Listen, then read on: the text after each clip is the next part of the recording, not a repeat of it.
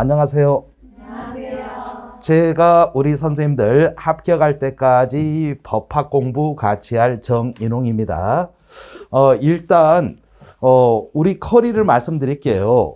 지금 1월부터 3월까지 해서 지금 법 집중반을 할 겁니다. 법 집중반 하는데 이 법 집중반이 1년 제 커리 중에서 메인 커리예요. 여기서 이제 법에 대해서 이제 우리가 시험 나올 만한 거 어지간한 걸 다 이해하고 와야 됩니다. 암기는 못해도 좋아요.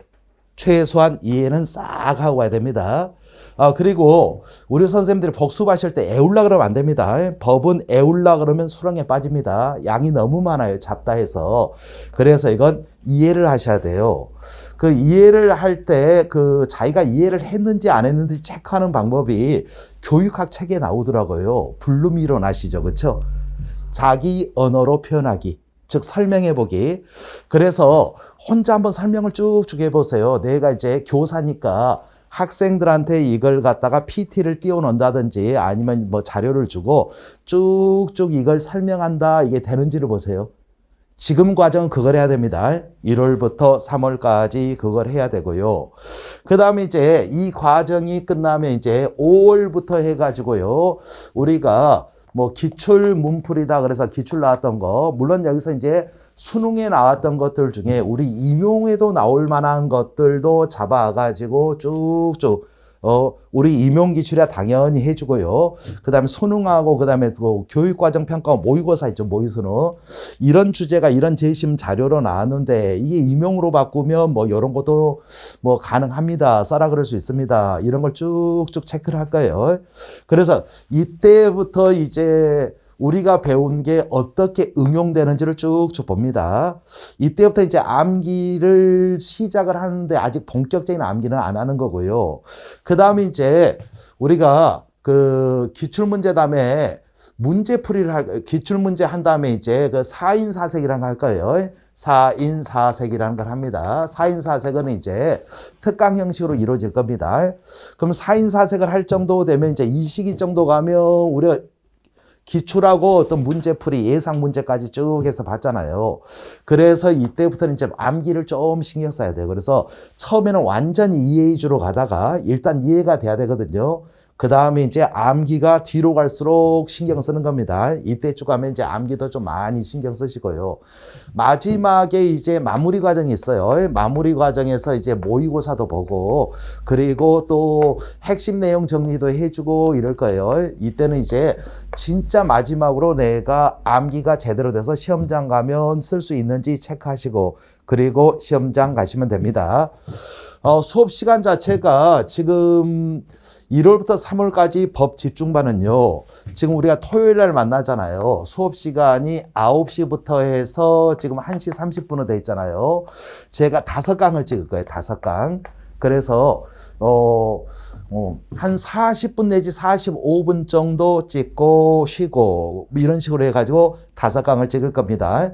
50분 수업하고 뭐 10분 쉬고 이렇게 가버리면 4강 나오는데 우리 선생님들 갈수록 그래요. 이건 요즘 대세더라고요. 길잖아요. 이 수업이 집중력에 문제가 있더라고요. 이게 또 이게 교육학 논문에도 뭐 그런 게 나오던데요. 사람들 이렇게 집중할 수 있는 시간에 한계가 있다 이런 이야기가 있어서 이게 5강으로 찍을 겁니다. 그래서 이제 이게 3월까지 가니까 대략 한 12주, 13주 정도 갈 겁니다. 그리고 필요하면 보강을 좀 할 수도 있어요. 어마무시하게 보강을 많이 할 건 아니고요. 그래서 1월부터 3월 과정까지 암기는 못해도 내가 이걸 자료를 보고 설명을 할 수 있을 정도로 이해를 충분히 해 주시고요. 그리고 절대 서두르면 안 됩니다. 절대 지금부터 막 지엽적 암기에 너무 신경을 써버리면 오히려 이해가 부족해서 마지막에 대가를 치르게 돼요. 우리 선생님들이 전부 다 교육학도 공부하셨고 또 가르치는 데서 경험들을 다 해보신 선생님들이라서 최소한 우리가 교생 실습 같은 거 다 해보잖아요. 그래서 이제 그런 거 아실 거예요. 이해가 덜 된 상태에서 암기한다는 게 굉장히 힘든 일이라는 거 또 그렇게 암기하는 건 어떤 사례 적용이라든지 응용이 잘 안 된다는 걸 그런 거 알고 계실 테니까 지금은 여기에 쭉 치중을 해 주셔야 되고요. 그리고 작년에 수업을 들으신 분들이 올해 이 수업을 또 들으실 필요가 있냐? 저는 들으실 필요가 있다고 생각합니다. 왜 그러냐면 작년에 제 커리를 쭉 따라오셨더라도요. 이게 이때 마지막에 가면 이해보다는 암기에 급급했단 말이에요. 지금 좀 상대적으로 좀 시간이 여유로울 때잖아요. 그렇죠? 그래서 차근차근 내가 이해했던 게 어디 잘못된 건 없었나 체크도 좀 해보고, 그리고 또 나름대로 설명해봐라 그랬잖아요, 학생들한테. 근데 작년에 내가 이렇게 설명하려고 했는데 이렇게 보니까 올해 수업 듣다 보니까 이런 설명이 더 좋을 것 같은데 이런 생각도 해보고, 이런 과정이 나중에 어떤 암기 부담도 확 줄게 되고요. 이런 과정이. 그리고 나중에 어떤 문제 적응력이나 응용력도 높아지거든요. 그래서 다시 듣는 건 충분히 가치가 있다고 생각하고요. 그 다음에 또 이제 교재 질문 많이 하더라고요. 작년 교재를 제가 가져왔습니다. 작년 교재 가지고 수업 듣는 거 안 되냐? 되죠. 불가능하지 않습니다. 올해 교재하고 작년 교재 차이점이 뭐냐? 똑같지는 않아요. 그래서 작년 교재로 수업 듣는 게 불가능하지는 않아요. 그럼 이제 차이점을 말씀드리면, 일단 분량 자체가 좀 줄었어요. 작년 교재가 마지막 페이지를 보니까 딱 500쪽이 나왔네요. 500페이지. 500페이지짜리 교재였는데, 올해 교재 같은 경우는 분량을 조금 줄였습니다. 조금 줄여서 마지막 페이지 보니까 436페이지로 돼 있네요. 그러면 64페이지가 줄었다는 거잖아요. 그렇죠? 그러면 우리 선생님들이 그렇게 생각할 수도 있어요. 그럼 빠졌으니까 어차피 여기 있는 내용은 여기에 다 있지 않겠냐, 이렇게 생각하실 수 있습니다. 그렇지는 않아요. 새로 들어온 내용도 좀 있어요. 새로 들어온 내용도. 이걸 줄인 이유는 뭐냐면, 우리 선생님들이 이제 갈수록 이게 양에 대한 부담이 크더라고요. 양의 부담이 커서 진짜 양을 많이 잡아갔을 때는 의외의 문제를 잡는 것에는 확실히 유리하거든요. 그런데 그렇게 양의 부담을 느껴버렸을 때 오히려 기본적인 걸 못 쓴 경우도 있기 때문에 이건 기본적인 걸 좀 더 확실히 잡고 가자 라는 취지에서 양을 줄였고요. 수업 시수도 작년보다는 좀 줄 겁니다. 이게 교재 페이스가 줄었으니까 작년에 찍었던 것에 비해서 법 집중반 수업 시수도, 이 강의 시수도 좀 줄 거고요. 이건 이제 몇 강이 나올지는 대강 지금 생각해 보면 40분이나 45분 강의로 해가지고 일주일에 5번씩 가면 한 60강 나올 것 같네요. 좀 넘을 것 같네요. 그렇죠? 근데 작년하고 이게 강은 똑같더라도 한 강당 시간이 줄 거예요. 그 집중력 생각에서 이걸 짧게 잡아갈 생각이거든요. 그래서 작년 교재로 올해 수업을 듣는 게 불가능하진 않다. 근데 이 이야기는 진짜 조심스러운데요. 아무래도 올해 교재로 수업 듣는 게 수업의 효율성은 높죠. 왜 그러냐면 새로 들어온 내용도 있고요. 수업하다 제가 뭐 이런 식의 말을 하는 경우가 꽤 있거든요. 자, 오른쪽 페이지 그 몇 페이지에 그 위에서 세 번째 줄 보세요. 거기 이런 말이 있죠 했을 때 작년 교재면 그게 안 맞아요. 그러다 보니까 좀 불편할 수 있어요. 그런 문제가 있고, 새로 들어온 내용 같은 경우는 또 추가돼야 되는 문제도 있고, 그래서 이걸 다시 이 교재를 구입을 해라 그러면 책 장사 같아서 내가 좀 부담스럽긴 한데, 이걸로 수업 듣는 게 불가능하진 않다. 단 이걸로 수업을 들었을 때 더 편한 건 사실이다.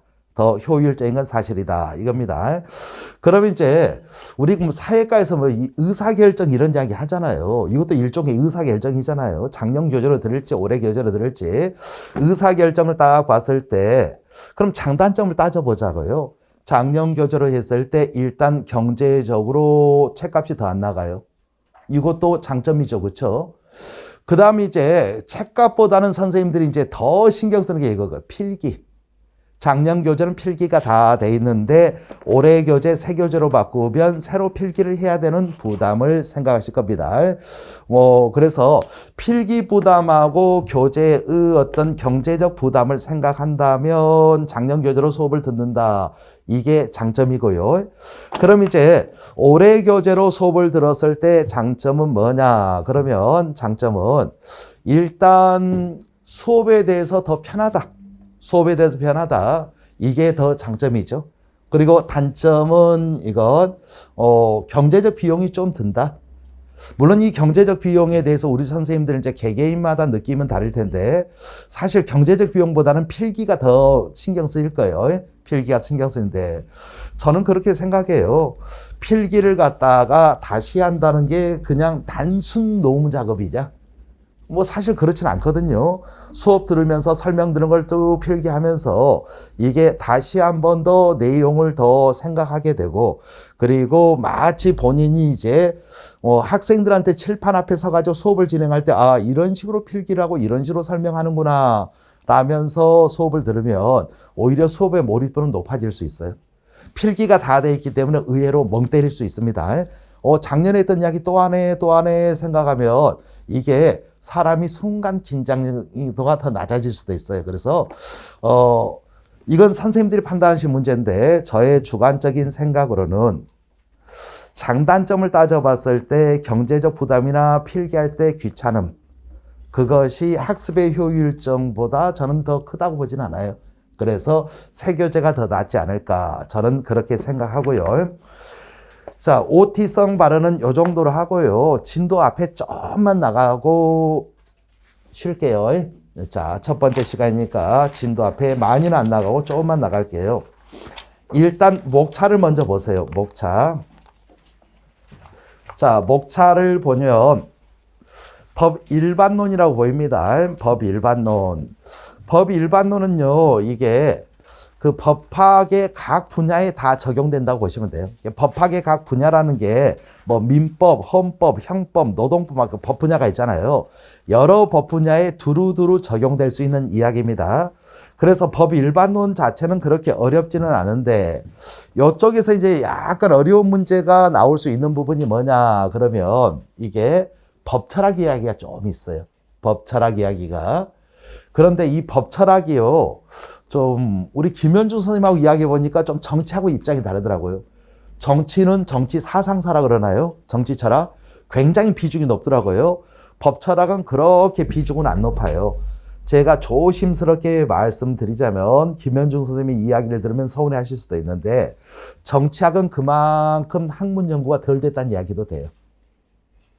이게 사회과학이다 해놓고선 실제로 실증적인 어떤 정치 현상을 연구해서 정치에 관한 법칙이 만들어져 있고 이론이 만들어져 있고 이 자체가 많지 않다는 이야기예요. 그러니까 이게 철학 이야기가 좀 더 비중을 차지할 수 있는데 법학은 워낙에 많은 어떤 콘텐츠가 있어요. 그러니까 법철학 말고도 낼 게 너무 많은 거예요. 학문 연구가 워낙에 많이 이루어져 있어서 그러다 보니까 법철학 비중이 그렇게 높지는 않아요. 간혹 가다 문제가 뜨긴 뜹니다. 그래서 법철학은 진짜 이건 깊이 조절 잘해야 돼요. 잘못하다가 무지하게 깊게 들어가 버리면 안 됩니다. 그리고 우리 그 법조인들이 있잖아요. 판사, 검사, 변호사들도 법철학 모르는 거 아세요? 그 양반들도 법철학 몰라요. 왜? 옛날에 사법시험에 법철학이 시험 과목이 아니었어요. 그리고 요즘 변시에도 법철학이 시험 과목이 아니에요. 법대에서 전공 필수이긴 한데요. 법철학은요. 전공 필수이긴 한데 놀다 가는 시간이에요. 대충 사법시험 과목도 아니었고 하다 보니까 대충 쉽게 그냥 교수님이 자기가 요즘 논문 썼던 거 재미있는 거 있으면 그 이야기 하다가 그냥 끝나는 시간이에요. 그래서 우리 대학 수업이 되게 보면 처음부터 끝까지 다 수업을 하진 않잖아요. 마찬가지로 법철학도 그런데 법철학은 좀 심해요.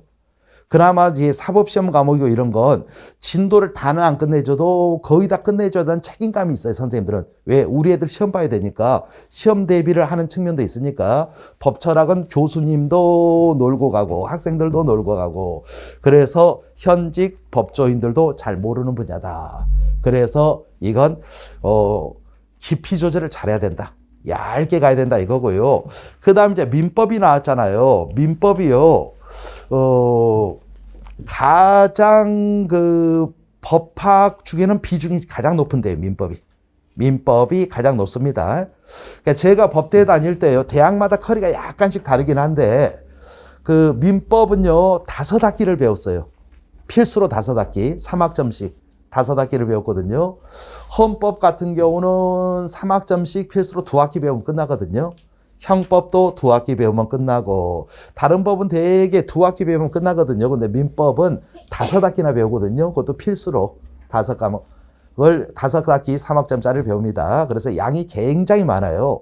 그런데 우리 교육과정 반영 정도를 보잖아요. 교육과정 반영 정도를 본다면 그렇게 많은 부분이 반영되어 있지는 않아요. 우리 교육과정 이게 교과서 이렇게 쭉 반영된 거 보면 앞에 민법의 어떤 앞부분 있잖아요. 뭐 권리가 뭐고 의무가 뭐고 뭐 권리남용 금지 뭐 신의성실 뭐 이런 이야기가 좀 나오고 권리주체 이야기 좀 나오고 그냥 그 다음에 물권법 가면 기본적인 어떤 물권의 개념 정도 나오고 채권법 가면 계약의 기본 개념 정도 나오고 그 다음에 의외로 교육과정의 불법행위 쪽이 조금 많이 반영이 됐습니다. 그래서 수능에도 보면 불법행위 문제가 거의 해마다 안 빠지고 나오고요. 우리 임용에도 불법행위 쪽이 좀 많이 나왔습니다. 불법행위 쪽이 좀 많이 나오고. 그 다음에 이제 민법이 보면 목차 굉장히 길어요. 쭉 가다 보면 민법 마지막에 이제 뭐 친족상속법이라는 게 있어요. 5장에 가면. 친족상속법 이쪽도 교육과정에 약간은 반영돼 있어요. 약간은 반영이 돼 있고요. 실제로 법학과에서 전공할 때는 민법이 굉장히 대형 과목이거든요. 다른 과목의 양의 2배가 넘는다 보시면 됩니다. 그런데 우리 임용에서 공부량은 오히려 헌법보다 더 적을 수도 있어요. 교육과정 반영 정도가 헌법이 압도적으로 높거든요. 헌법이 압도적으로 높습니다. 그 헌법이 굉장히 압도적으로 높은데 그 3편이 헌법이잖아요. 헌법이 이게 압도적으로 높아요. 왜 헌법이 압도적으로 높냐 그러면요. 이게 높을 수밖에 없는 게 우리 그 사회과의 어떤 탄생하고 관계가 돼요. 우리 사회과의 그 3가지 전통 뭐 이런 말 나오잖아요. 사회과 교육학에 교육론에 보면. 그래서 문화유산 전달로서 사회과가 그랬을 때 우리 사회의 어떤 전통적인 가치나 문화유산이 헌법에 반영이 돼 있거든요. 그러니까 이게 교육과정에 중시될 수밖에 없고 사회과 탄생이나 관계돼서. 그 다음에 이제 우리 그 사회과의 전통 그 3가지에서 2번째 전통이 어떤 사회과학으로서 사회과다 그러잖아요. 사실 사회과학으로서 사회과다 그러면 헌법 말고도 뭐 형법도 있고 민법도 있고 그 2번째 전통이 있죠. 사회과로 사회과 전통을 보면 헌법이 민법이나 형법보다 압도적으로 양이 많이 반영될 필요는 없어요, 사실. 그런데 문화유산 전달로 사회과로 보면 굉장히 이건 압도적으로 많이 반영된 게 맞고요. 그 다음에 우리 그 반성적 탐구로서 사회과 모형이 있죠. 요즘 그게 대세잖아요. 그래서 반성적 탐구로서 사회과에서 우리가 이제 어떤 의사결정을 할 때, 가치 판단할 때, 우리 그 논쟁 문제 수업 모형, 그러면 하버드 모형에서 기준이 되는 게 뭐죠? 헌법적 가치. 인간의 존엄성. 그러니까 사회과 전통으로 봤을 때 3가지 전통이 있는데 아예 초창기 전통이 있잖아요. 문화유산 전달 사회과 당연히 헌법이 중요해요. 헌법적 가치가. 그 다음에 요즘 대세인 우리 사회과의 대세인 반성적 탐구로서 사회과 있죠. 이쪽에서 봤을 때도 헌법이 대세일 수밖에 없어요. 헌법적 가치를 알아야지 우리가 가치 문제 해결에 도움이 되고 기준이 되잖아요. 그래서 헌법이 압도적으로 이게 교육과정 많이 반영될 수밖에 없어요. 실제 교과서 보면 헌법이 제일 많이 반영돼 있어요. 그래서 우리 임용 이 제교재에서도 헌법을 가장 많이 반영했고요. 그 다음에 이제 4편에 형법이 있고요. 형법. 형법이요. 처음 배우면 다른 법보다 쉽습니다. 처음 배울 때, 저도 법대 들어가서 형법 배울 때 보면 헌법이나 뭐 민법에 비해 쉬워요. 왜 쉽냐면 자극적이에요. 굉장히 자극적이에요. 뭐 사람이 죽고 막 사기를 치고 돈을 횡령하고 이런 이야기거든요. 막 사람을 폭행하고 강도짓을 하고 이 자극적이어서 졸리질 않아요. 그 자극적이라서 기억도 잘 나요. 물론 계속 공부하다 보면 정서가 황폐화되는 느낌이 살짝 들긴 합니다. 맨날 그 이상한 애들이 자꾸 주인공으로 나와서 사례 보면. 그래서 좀 그러긴 한데 이게 굉장히 처음 배울 땐 쉬워요. 그런데 깊게 들어가면 이게 철학하고 연결이 돼버려, 이게. 철학적인 주제랑. 왜 사람이 사람을 처벌하는 게 정당화될 수 있냐. 그러니까 사람을 죽이면 살인인데 왜 국가 권력이 사람을 사형시키냐. 그게 정당화될 수 있는 이유가 뭐냐. 뭐 이런 것까지 들어가 보니 겁나 어려운데 다행히 우리 임용에는 거기까지 안 들어간다. 얼마나 다행이에요. 거기까지 들어가 버리면 이건 장난 아닙니다, 형법도. 그런데 우리 임용시험 지금까지 기출된 거 보면 그 정도 수준까지는 안 가더라고요. 그래서 깊게 공부까지를 안 하셔도 되고요. 그 형법에서 보면 이제 저쪽에 제6장의 형법 강론이라고 있을 거예요. 이쪽은 거의 출제 가능성이 없다 보시면 돼요. 그래서 이쪽 진도 나갈 때는 제가 이걸 책을 갈아가시지 말라고 막 이야기할 거예요. 그러면서 대충 포인트만 봅시다. 이거 진지하게 보면 오히려 이건 비효율적입니다. 그러면서 제가 축 이게 주의해야 될 것만 이야기해 줄 겁니다. 있죠. 뭐, 요 정도 가면 이제 거의 우리 강의는 뭐 이제 거의 끝나간다고 보시면 돼요. 우리 기본 3법이다 이런 말 들어보셨죠? 헌법, 민법, 형법, 뭐 헌민형 이렇게 얘기하거든요. 그래서 법 일반론하고 민법, 헌법, 형법 정도 하면 이제 거의 다 이제 뭐 끝났다고 보시면 되고요. 그 다음에 이제 행정법 이야기가 있는데 행정법 이야기. 행정법이 교육과정에 빠졌어요. 그러다 보니까 출제 가능성이 높지는 않은데 올해는 아니고 작년 시험에 보면 행정법 문제가 헌법이랑 결합해서 막 나오고 그러더라고요. 이게 행정법이 교육과정에는 별로가 아니라 요즘 교육과정은 거의 반영 안 됐다 보시면 돼요. 그런데 그게 있어요. 우리 선생님들에게 이 법학자들에 대해서 이해를 하셔야 되는데요. 우리 이제 법학의 파트가 있잖아요. 지금 대충 보니까 법 일반론이 있었잖아요. 법 일반론. 이 법 일반론 중에 좀 어려운 게 법철학이라 그랬죠. 법철학 파트가 있고요. 그 다음에 민법 파트가 있잖아요. 민법. 그 다음에 형법, 헌법 파트가 있었잖아요. 그리고 그 다음에 형법 파트가 있었잖아요. 이걸 기본 3법이라 그러잖아요. 이게 이제 쭉 중요한데요. 여기서 이제 관계되는 법들이 있어요. 민법하고 관계된 법이 상법이라고 있어요. 상법. 저는 법대에서 이걸 3학점짜리 4학기를 전공 필수로 배웠거든요. 다행히 우리 교육과정 반영이 거의 없어요. 임용도 안 나오더라고요. 상법 나오면 이거 미치는 거예요. 얼마나 다행이에요. 상법 거의 안 나옵니다. 그 다음에 이거랑 관계된 게 민소법이 있어요. 민소법이 있는데 이 민사소송법 같은 경우에는 교육과정이 약간 반영은 됐어요. 많이는 반영 안 돼 있고. 그래서 어느 정도 기본적인 거 해야 되고요. 그 다음에 이제 민법의 어떤 응용 분야랄까요? 노동법하고 경제법 이쪽 파트가 있어요. 노동법하고 경제법. 노동법은 뭔지 대충 아실 것 같은데 경제법은 아직 감이 잘 안 잡히죠. 우리 선생님들 잘 아시는 법들이 있어요. 독점 규제 및 공정거래에 관한 법률, 그리고 뭐 방문 판매 등에 관한 법률, 그리고 할부 거래에 관한 법률, 약관 규제에 관한 법률, 이런 어떤 경제에 대해서 국가가 어떤 개입하고 이런 법들이 있거든요. 이게 이제 경제법이라고 있습니다. 그 다음에 이제 헌법에서 좀 비슷한 계열이 뭐냐면 행정법이에요. 행정법. 헌법에서 비슷한 계열로 이제 행정법이라고 있고요. 근데 비슷하다 그러면 또 행정법 학자들 막 짜증내더라고요. 우리 독자적인 학문이다 막 그러면서. 이게 좀 그게 있어요. 헌법 학자들은 행정법이 헌법학에서 쪼개져서 분가해 나간 학문이라고 치거든요. 그럼 행정법 학자들 뭐 화냅니다. 우리 행정법은 독자적인 학문 분야다. 헌법하고 다르다. 그러면서 뭐 행정법의 아버지 오토마이어가 어쩌고 저쩌고 막 이런 이야기 해요. 여하튼 뭐 웃겨요. 이쪽에서는 니들 뭐 우리랑 한 집안이다. 그러면 우리는 다르다. 막 그러고 있고요. 그 다음에 이제 형법하고 관계돼서 형사소송법이 있고요. 쭉 이렇게 되는데 일단 행정법이요. 우리나라에서 이제 박사들 많은 숫자를 쳐볼까요? 박사? 상법 박사 그렇게 많아요. 박사들은 상법 박사가 굉장히 많아요. 그 다음에 행정법 박사가 굉장히 많아요. 기본 사법 박사들은 당연히 많겠죠. 의외로 이 두 개 박사가 굉장히 많아요. 왜 그럴까요? 현대사회 자본주의 고도화됐잖아요. 상법이 그래 수요가 많아요. 시장 수요가 많기 때문에 박사도 많습니다. 박사 굉장히 많아요. 그 다음에 행정법 박사가 왜 많은지는 아시겠죠? 행정국가 현상. 행정작용의 역할이 현대 국가가 가지고 엄청나게 커졌기 때문에 이게 행정작용에 관해서 이게 수요가 많아요. 수요가 많으면 그만큼 박사도 많이 나옵니다. 그래서 이게 굉장히 수요가 많기 때문에 행정법 박사가 꽤 많아요.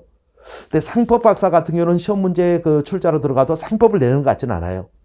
민법을 주로 내는 것 같아요. 민법 위주로. 어차피 민법하고 더 발전한 게 좀 깊게 들어간 게 상법이거든요. 민법의 특별법으로 요쪽 내는데 행정법 박사들은 행정법을 내는 것 같아요. 가끔 그래서 우리 임용 문제 보면 이게 왜 우리 임용에 나왔지 이런 게 있어요. 그래서 우리가 생각할 때는 우리 법학 박사들, 법학 학자들이 보면 다 한 통속 같잖아요. 안 친해. 서로 안 친해요. 특히 이분들이 학부 다닐 때는 이걸 다 배우잖아요. 대학원 가는 순간 자기 전공만 공부한단 말이에요. 그래서 출제 들어가면 행정법 박사 같은 경우 이 기억도 잘 안 나요. 이런 거 학부 때 배우고 석박사 그리고 계속 교수하면서 요거만 계속 봤단 말이에요. 기억도 잘 안 나는단 말이에요. 그러다 보니까 툭 내는 거예요 이게. 그래서 행정법은 교육과정 반영은 안 됐는데 무서운 분야다. 박사가 너무 많다. 박사가 너무 많고 또 자기가 들어가면 자기 전공한 거기 때문에 갑자기 낸다. 그래서 의외의 난이도 높은 문제가 꽤 여기서 나온다 이겁니다. 그리고 행정법 박사는 상대적으로 헌법은 좀 많이 알아요. 두 개가 약간 유사성이 있거든요. 그래서 좀 많이 내고요. 그래서 행정법도 완전 무시하기는 그래서 기본적인 건 해야 되고요. 그 다음에 이제 소송법 이야기 있잖아요. 교육 과정에서 민소는 반영이 좀밖에 안 됐어요. 형소 반영이 많이 됐어요. 형소. 그래서 아예 교과서에 보면 그 소단원이 있더라고요. 여기에 중단원이 하나 있어요. 중단원. 형사 절차, 인권보장과 형사 절차 해가지고 이 형소법 이야기거든요. 형소법 이야기는 비중이 꽤 되고요. 그 다음에 이제 국제법 이야기. 국제법을 뺐으니까 국제법도 전공 박사님들이 서운해할 수 있는데 국제법은 이쪽 헌법 이쪽 계열로 보시면 돼요. 국제법 이게 국제법은 그렇게 출제 가능성이 높지는 않아요. 그렇게 많이 어떻게 그 수요가 높은 그런 그 학문은 아니거든요.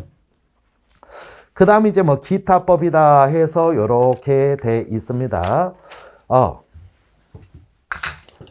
이런 용어도 말씀드려야겠네요. 헌법하고 행정법을 합쳐서 공법이라고 부르고요. 그 다음에 민법하고 상법, 민소법을 합쳐서 민사법이라고 부르고요. 민사법. 형법하고 형소법을 합쳐서 형사법이다 이렇게도 부릅니다. 형사법이라고 부르는데 이건 교육 과정에서 쓰는 용어는 아니에요. 교육 과정에서는 거의 사용 안 합니다. 거의 사용을 안 합니다. 법학하는 사람들은 이런 용어를 많이 써요. 그래서 민법, 상법, 민소법 합쳐가지고 민사법, 민사, 형사 이런 말 들어보셨죠? 민사법, 형사법, 그 다음에 이걸 공법이라 그래요. 여기서 우리 선생님들이 이제 법에 대해서 좀 공부하신 분들이 이제 이런 생각도 할 거 아니에요. 요것도 공법이고, 요것도 공법이고, 그래서 이렇게 공법 아닙니까? 이야기할 거예요. 맞아요. 공법이란 말이 중요하다고 보시면 돼요. 교육 과정에서는 이 용어를 사용하더라고요. 교육 과정에서 주로 사용을 할 때는요, 공법을 한 요렇게 해서 소송법들은 전부 다 공법으로 치고, 그 다음에 헌법, 행정법, 형법, 형소법 합해서 이게 주로 사용하는 건 이 파란색에서 요렇게 공법이라고 얘기합니다. 그런데 이제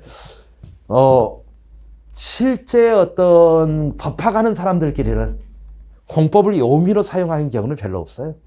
실제로는 헌법, 행정법 이쪽을 공법이라고 부릅니다. 그래서 공법학회라고 있어요. 대한민국에 헌법학자들하고 행정법학자들을 모여서 학회하는 걸 공법학회라 그래요. 공법학회다 그렇습니다. 그리고 이제 관심 있는 분들은 뭐 어떤 형제간이나 친인척이 변시 공부하는 거 로스쿨 다니면 변시 과목 중에 공법이라는 과목이 있어요. 그게 헌법행정법이에요.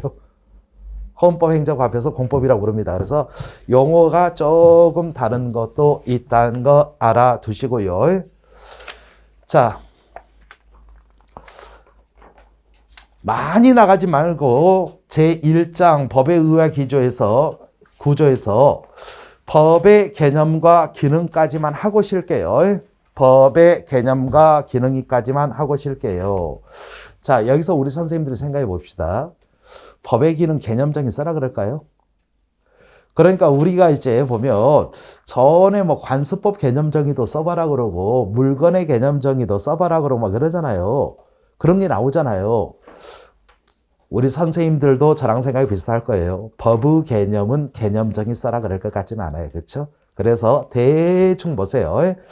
사회공동체 구성원들의 권리, 이익을 보호하고 안정적인 사회생활을 유지하게 하여 공동체 구성원들이 지켜야 될 행위 준칙. 그러니까 그 말이 어찌 보면 키워드는 되겠네요. 공동체 구성원들이 지켜야 되는 행위 준칙이다.